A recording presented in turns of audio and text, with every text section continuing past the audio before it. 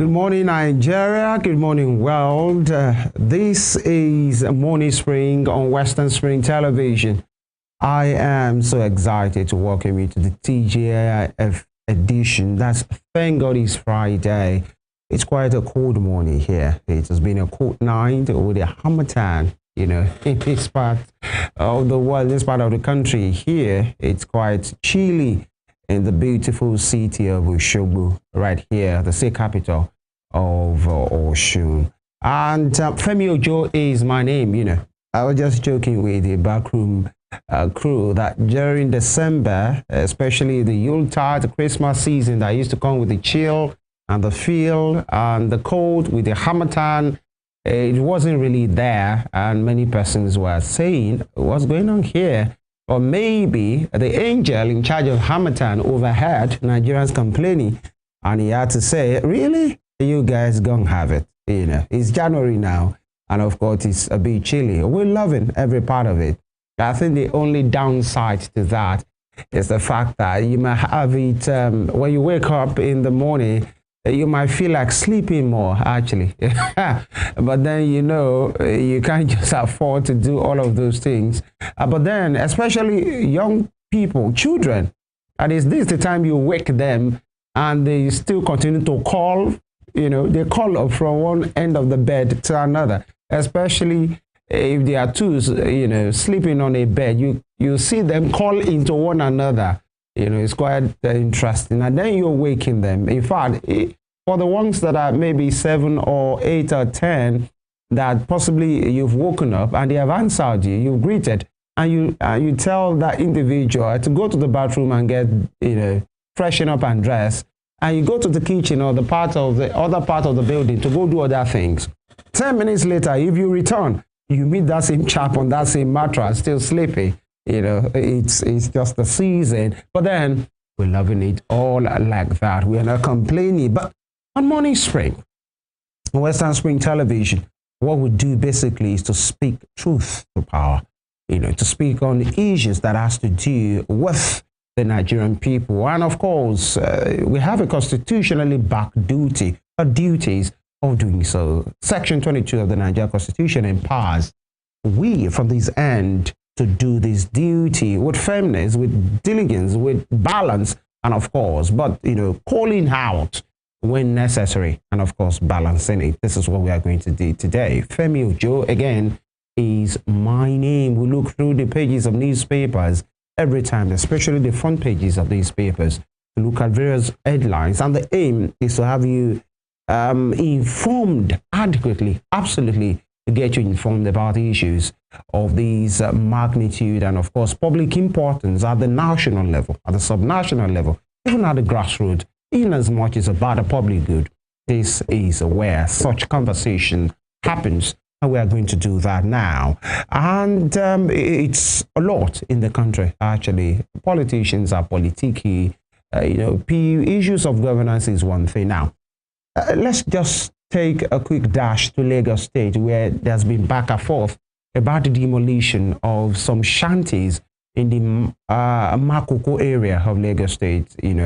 It's a riverine community. Actually, it's more like a community that stays on water, in a manner of speaking. And there has been issues about having Makoko, developed because of the significance of what that community represents. If you call it a slum, yes, it is a slum, actually. So it's mainly on water, and people have their livelihoods on these waters. Schools, not really like conventional schools, but even one or two persons, individuals, agencies find a way of coming to that place to just help children that are literally floating, living, sleeping, in those buildings that are on water. And in the past few days, the government of Lagos State has taken steps to say there have been complaints.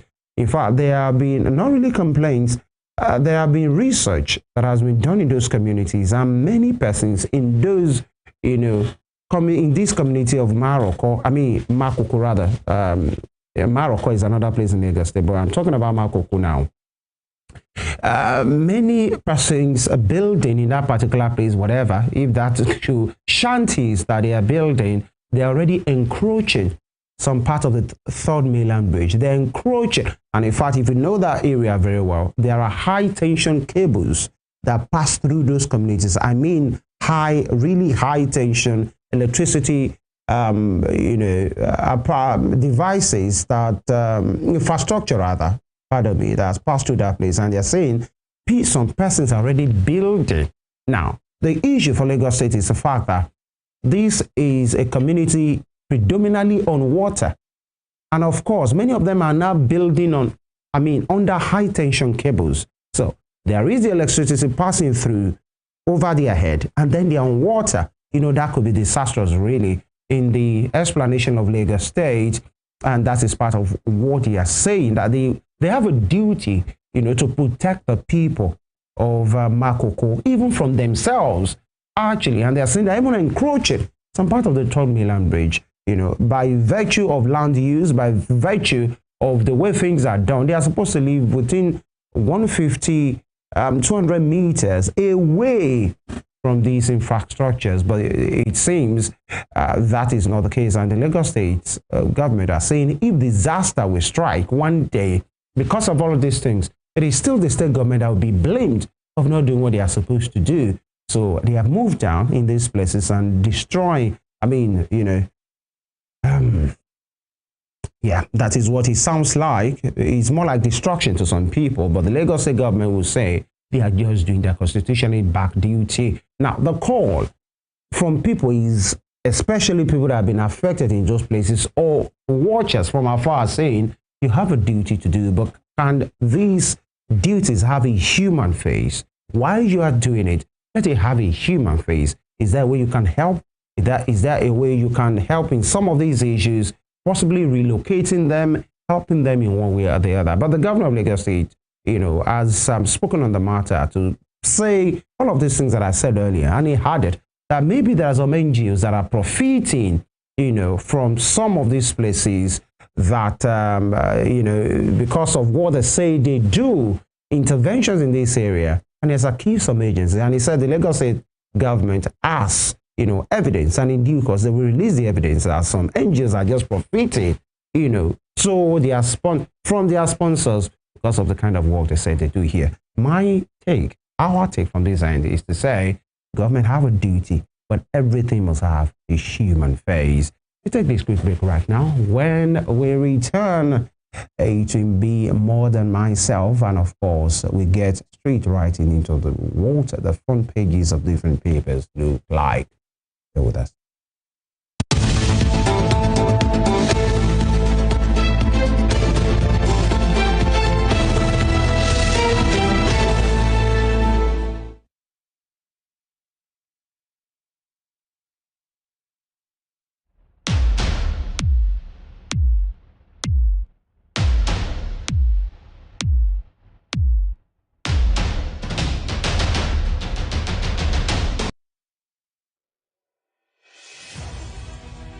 Can you imagine the feeling when you get your news as they break with facts and clarity?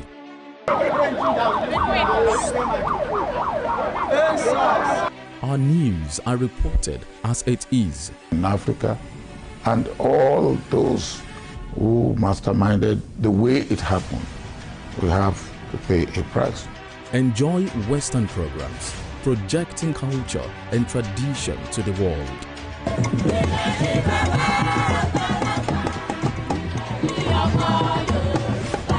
Brought to you as the break and recapped every hour for your update.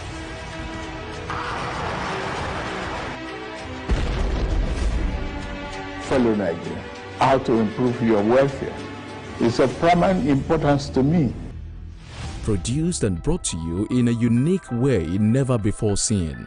Western Spring and Western Spring Television. Television is coming home in your color and culture.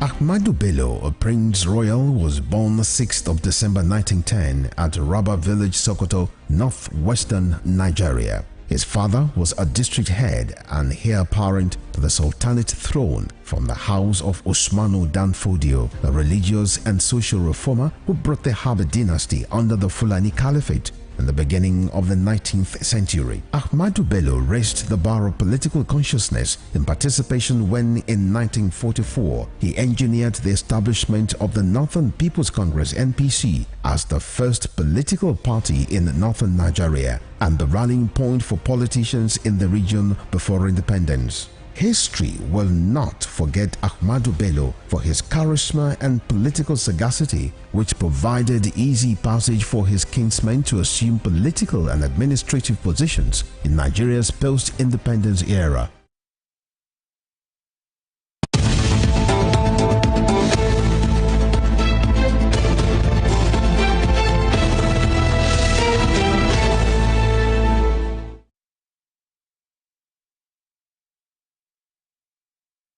All right, thank you for staying with us. AC Morning Spring on Western Spring Television. And of course, we are being live on channel 190 on StarTimes DTT and also on our Facebook page at Western Spring Television and on YouTube channel at Western Spring Television NG. And of course, Tope is here. Good morning, Tope. Good morning, everyone. Good morning, Nigeria. Good morning. Thank you for joining us on the last installment of Morning Spring on Western Spring Television. Promises to be a good show. We're about to start with the newspaper review on this end. All right. You know, I talked about the Marco Cole, situation earlier, and you know, it's a really something very, very dire to so many persons. But then maybe you will get to hear some of this information on the front pages of our dailies. The Punch is our first point of call, the Punch newspaper. Abductions.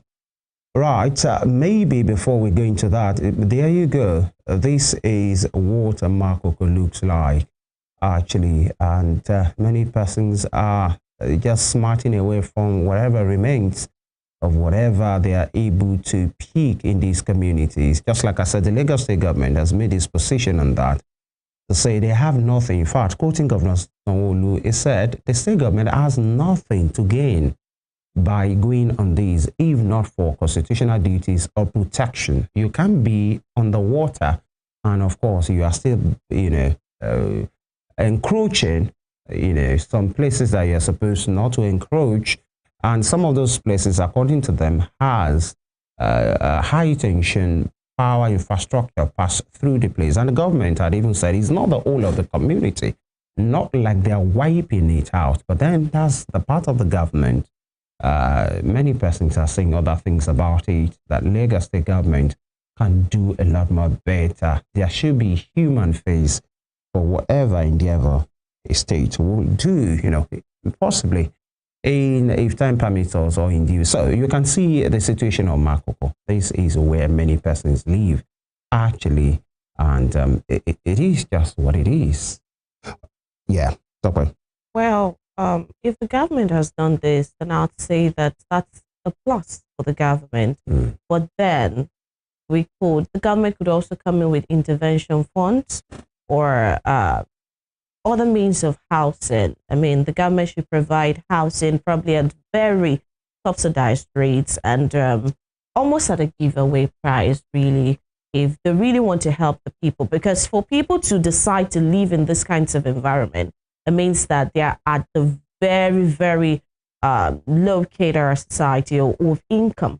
And so the government should just have more intervention, give intervention funds to get other kinds of housing. Or I think the best thing to do is to actually provide housing for these people. And for me, I'd say that the whole of the area should even be evacuated so that we prevent a bigger disaster in the future. This is a good step, I think, and I think that they should do more. It's not just to stop here, because if they demolish these people's buildings and let them go under the bridge, they're still the ones who will come later on and say that they should leave all the other places that they are now hanging around for, being. But so they should provide sustainable housing, yes, for these people.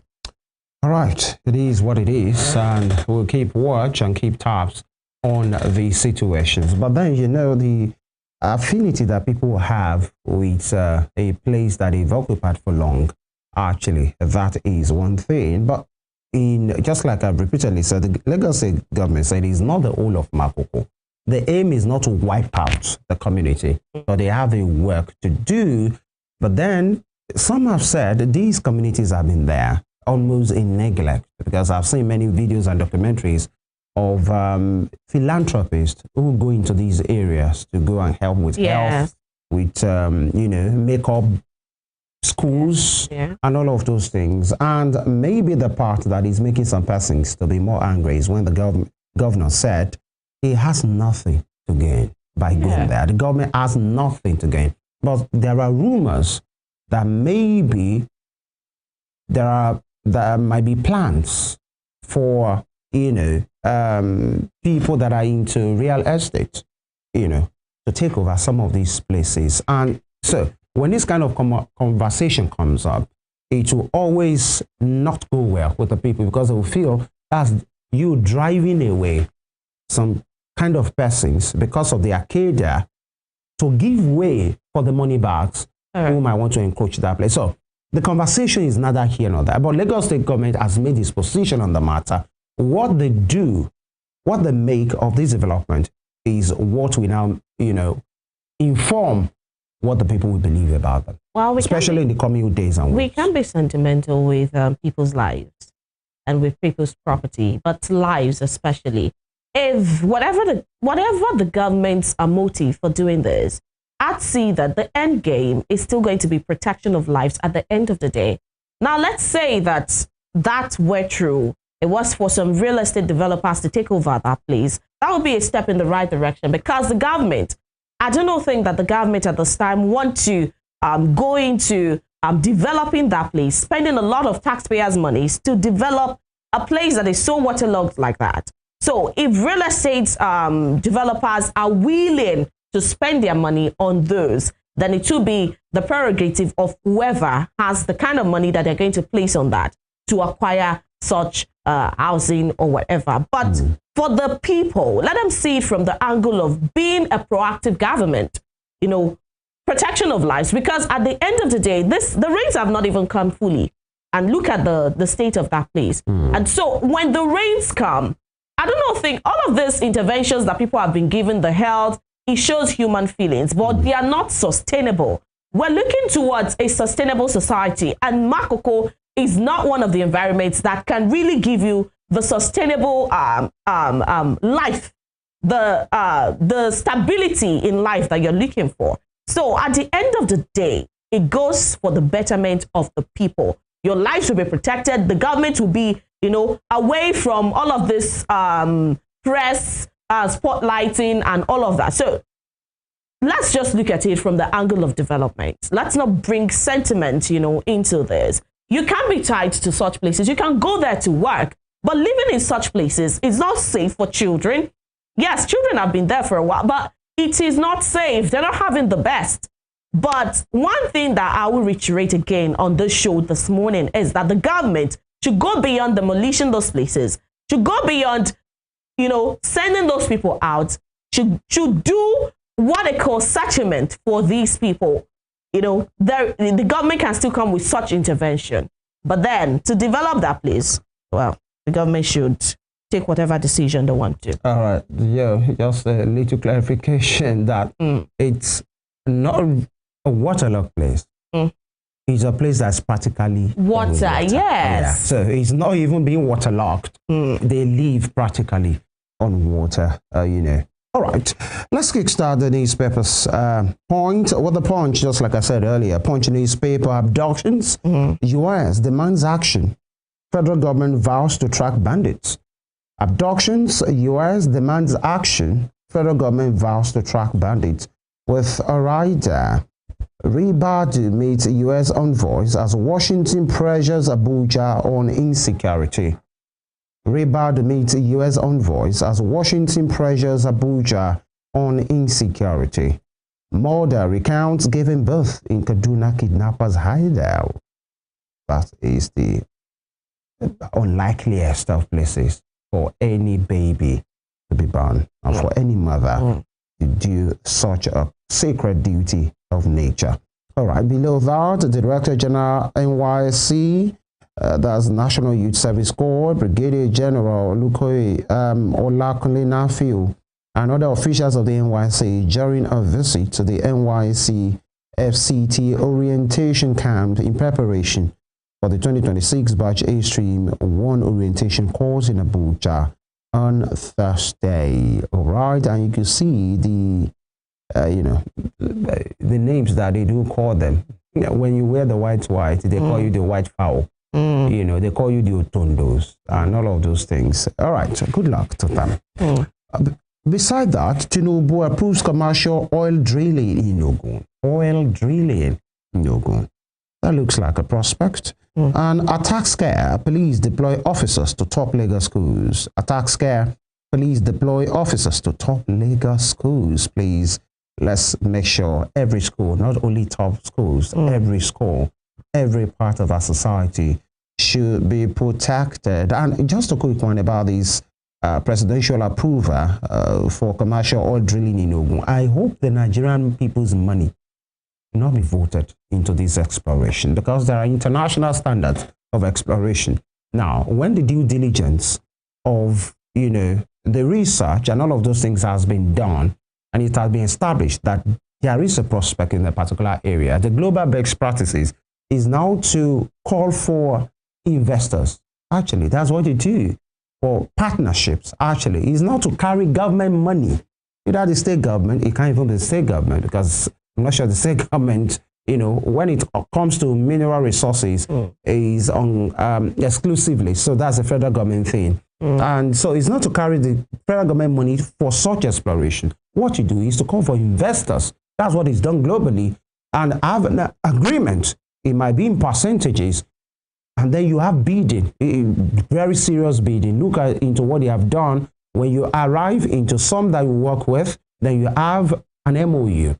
Percentages. This is what you will do. This is what we will do. When there is a breakthrough, you pick it from here, we do from here. So what happens is the investor brings their money, the federal government provides their own counterpart funding, and they go in all of that. And if it's successful, everybody is happy. You go ahead from there, exploration for how many years? For 10 years, for 20 years. Not for the federal government to carry the people's money in this kind of exploration. Because exploration, the prospect, you can have this prospect, either is commercially viable is another thing.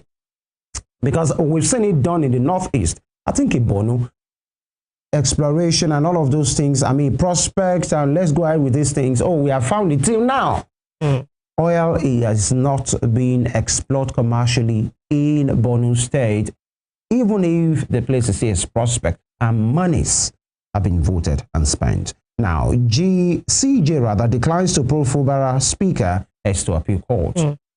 CJ declines to pull Fubara Speaker heads to appeal court because my lord in that state said there are court cases, barring his lordship from going ahead with the constitution of that, panel. And Supreme Court closes Kudirat Abiola's murder case, frees Al-Mustafa.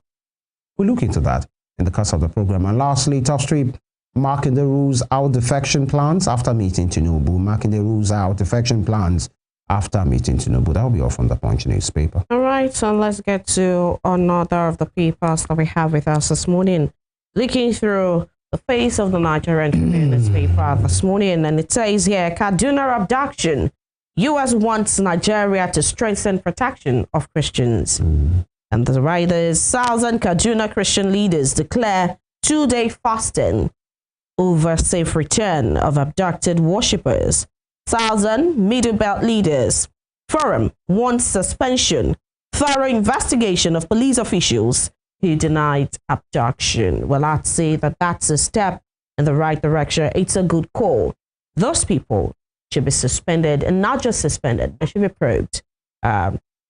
Well, we'll see. That's on page 3 of the Nigerian Tribune this morning. UN says 35 million Nigerians risk hunger after global funding collapse. UN says 35 million Nigerians risk hunger after global funding collapse. You find that on page 31. Nigeria's cashew export hits $400 million. Well, if you've been wondering if we still have things that we still export cashew. All right, on health. Milk, whole bread diets dramatically reduce cholera infections. That's according to experts. Milk, whole bread diets dramatically reduce cholera infections. I'm comfortable in PDP, says Makinde, and the rider meets with Tinubu at Villa. Right, Tinubu seals deal with Shell to unlock job forex flow. And we can see this rider right there. Shell's commitment totaling $9 billion is testimony to confidence in Nigeria's economy, says Ojulari. It's by Ojulari. All right, to the bottom strip of the paper, all drilling at Ogun Waterside, Olokola deep sea port set to take off. You can find that on page 12. And to the top strip above the nameplate, ambassadors to Noble posts, Are to USA, Oke to France, Dakingari to Turkey. Dalatu as High Commissioner designate to UK. Fubara, Chief Judge rejects request to constitute impeachment panel. Those headlines right there making the face of Nigerian Tribune newspaper this morning. Right, interesting one, talking about the deployment of the ambassadors to these countries. And those were the first four, actually. Talking about the former NIA man, Mr. OK, and others, UK, US, I think Korea and France. Those are the countries that have had ambassadors deployed to them. We wish them all the best. While they represent the Federal Republic of Nigeria and our interest. All right, away from that, let's look at The Nation for today. The Nation newspaper. Rivers CJ gives conditions to raise impeachment panel. Rivers CJ gives conditions to raise impeachment panel. With the rider, my hand is fettered by the court orders. All right, below that, you have these 24 Nigerian varsities in top global rankings. 24 Nigerian varsities in top global rankings. Would like to know, or if you like to know these schools and what ranking, pick up a copy of this paper. We hope it will be in the first 100.